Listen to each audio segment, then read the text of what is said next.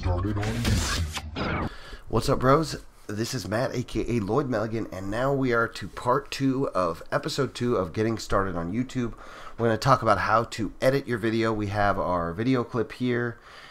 Close that out. We have our video clip here. We've got our audio commentary. Now we need to do two things. We need to sync those up, and then we need to render the video. So I'm going to be using Vegas Pro 9. Oh, and I wanted to point out, you can use Vegas to record the commentary, and that will sync it up automatically. But if your computer's not a very good one, you'll run into problems trying to do that.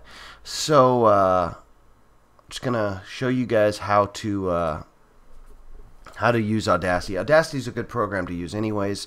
You can also use Total Media Extreme to record the commentary, but yeah, I just use Audacity to record the commentary and Vegas to do the editing, and that's what I'm going to show you guys how to do. Let's go ahead and go to Vegas, and this is a different project, but let's go ahead and open a new project first and foremost. We're going to go to File, New, and much like I said in a lot of other parts of this commentary, we're just going to use one of the templates, and in this case we want the lowest quality of HD templates, so that would be the 720p 24 frames per second template, and we're going to hit OK.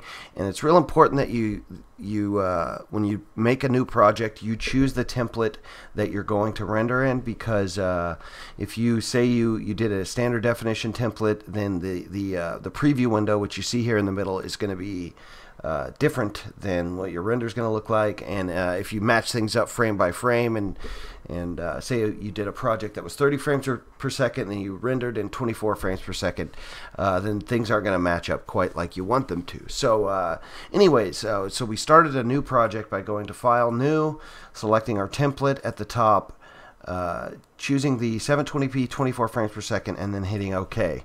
And here we have our media window, a project media, I guess tab.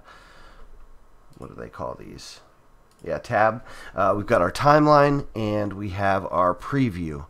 And this is going to show you wherever you have your marker what is going to be on your video. And then also we've got our mixer tab. We're going to use that later on when we mix the audio, make sure that everything is sort of in sync. And InSync's a terrible band. So let's go ahead and bring in our two clips. We've got our we could do that just by dragging. We're going to bring our video clip into the project media, and then we're going to bring our commentary into the project media. And when you bring in a video clip, you need to do three things to it. First thing we do is we bring it, just drag it down into our timeline, and the three things you need to do to it once you do that are before I tell you the three things, I want to point out that your HD PVR, it captures your video, which is this clip right here, and then it also captures your audio, which is down here, and there's track controls for both the audio and the video portion of the clip, and if you move one, they are grouped together, so the other one moves as well. So that's it automatically syncs up the audio and video of your game clip. Just wanted to point that out. So the three things that you need to do to all your video clips when you bring them in is you need to right click on them, go down to properties, and disable resample. And someone else was pointing out that you don't have to do this if you have certain settings set up a certain way, but I recommend you just disable it. It's just make sure that there's no ghosting in the video. The second thing that you need to do is click on the right side of all your video clips. There's going to be the Event Pan Crop button, and what you want to do, let me just show you here. At the top of your preview, you're going to see there's a black bar on the top and right side of your preview window, and you got to get rid of that. So how you do that is you go to your Event Pan Crop button, and you just click on the corner, and I hold shift so that I've got it set up to snap to the grid. So if you hold shift, it will just go in smaller increments. And so I just want to shrink it down just a tiny bit, and that way the bar at the top and right is not included in the video. So once you do that, you move on to your Event FX, And this is the third thing you need to do to all your video clips, and this is just the basic color correction. And again, once you get the hang of this, you can kind of get more complex in your color correction. But the basic color correction you should do in the beginning to all your clips is you click on your Event FX button, which is on the right side of all your video clips in Vegas once they're in the timeline. And then this is a list of all the built-in video effects for Sony Vegas. We're going to choose the Sony color corrector and hit OK. And then right here you could tweak all of your color correction settings.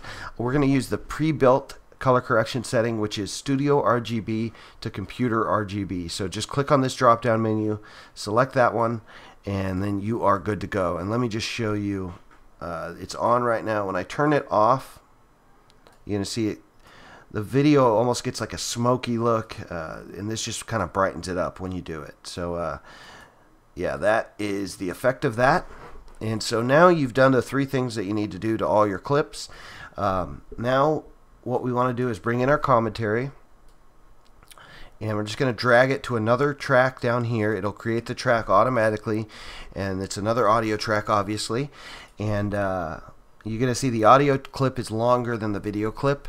And so what we're going to try and accomplish right now is to sync up the audio and the video clip so that we're going to sync up the countdown that I did to the countdown on the video, and that way everything after the countdown is going to be in sync. So for example, when I mentioned the javelin, when I shoot the javelin and I mention it, those 2 things will sync up. And so in a longer commentary, it's going to be more important that a lot of different things sync up. So that's why we did that visual cue. So I recognize immediately, this is where in the audio clip, this is where I did that countdown 3, 2, 1, and 3. You can play it to confirm that 1. And you use the space bar to hit play, and then hit it again to go back to where you have your marker. And so now what I want to do is that's where the 3, 2, 1 countdown begins, right where I have that marker, or I guess it's cursor, not sure what you call it, but we'll call it a marker. And so I'm going to move this video clip, and you could zoom in using your mouse also. That's an important thing to use. I'm going to move this video clip until the 3 is just coming on the screen. And then we could try playing and see how that syncs up. 3, 2, 1. All right, and that's good enough. I could move it a little bit more, make it exact, but as long as it's close, it's going to make sense when people are watching the video. And so now the video clip and the audio clip beneath it are synced up. In other words, at the end of the clip when I talk about the javelin, it's going to be this portion. It's going to match up to the video.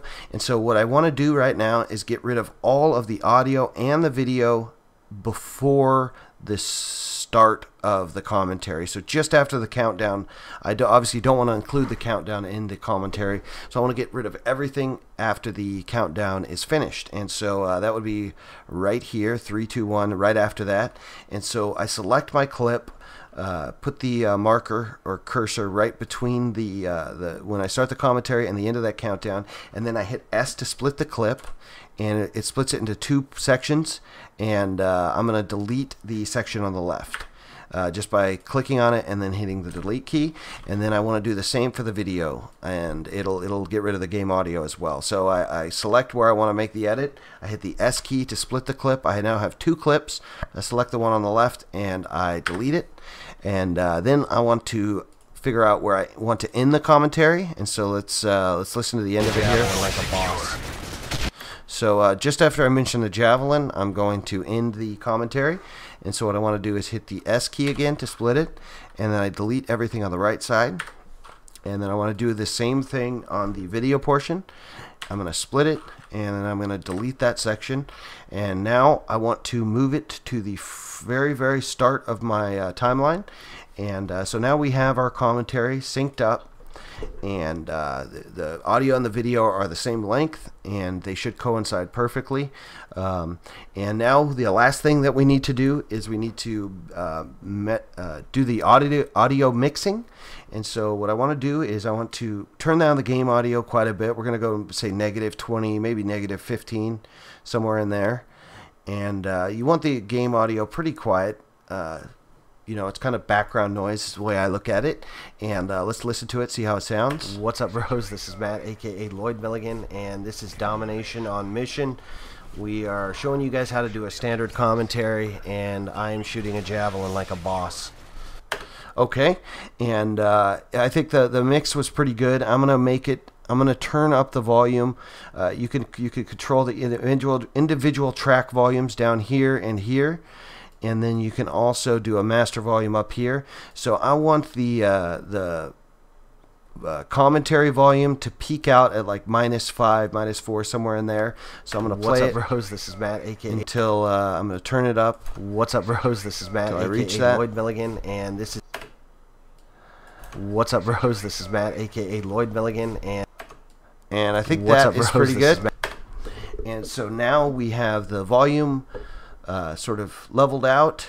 We've got the game audio quieter, and you know, the audio is something you kind of have to trial and error. -5 at the peak is kind of a good starting point, but you're gonna have to kind of listen to it and see how it sounds. So, you know, obviously I think too loud is better than too quiet, so that's something to keep in mind the first commentary, but after that you'll tweak it and get the hang of it.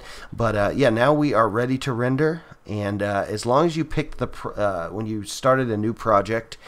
I wanted to point out, this is something I hadn't been doing. You definitely want to save all the time. In this case I did not save, but with these video projects, they can be kind of fickle. I'm going to save it to my desktop.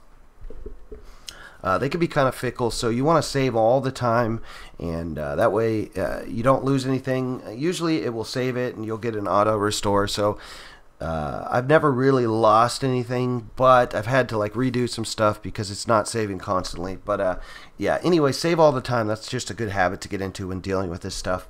And so now, as long as when you set up a new project, you selected that template that I selected, all you have to do is go to File, Render As, and the template's already selected. You're ready to go. Type in what you want to save the video as and hit save, or you can select a different template. Like I said, I recommend you use the basic HD template, the 4.8 Mbps, 720p, 24 frames per second template. It's what I do in a lot of my videos to this day. It still works great, so you can mess with the settings once you get the hang of it more. And you don't have to worry about checking these boxes. The defaults are okay. The only thing you might want to mess with is if you are editing like a bunch of stuff and you only want to render a certain portion, you can highlight that portion like that, and then in the render menu you could select render loop region only, and it will just render what I've selected there. But in this case we're just we're gonna deselect that, and we're gonna go to File and Render As, and we are good to go. All you do is hit the save key, and it's going to start to render. And yeah, so that is it, guys. If you guys have any questions, please feel free to ask. You know, I may have kind of glossed over some topics that you guys have questions about. Next episode, we're going to cover how to do a live comm, how to do live call outs. I know that's a lot of you guys have been asking about. So yeah, stick around. We have high hopes for this series, so let me know what you guys think. All right, peace.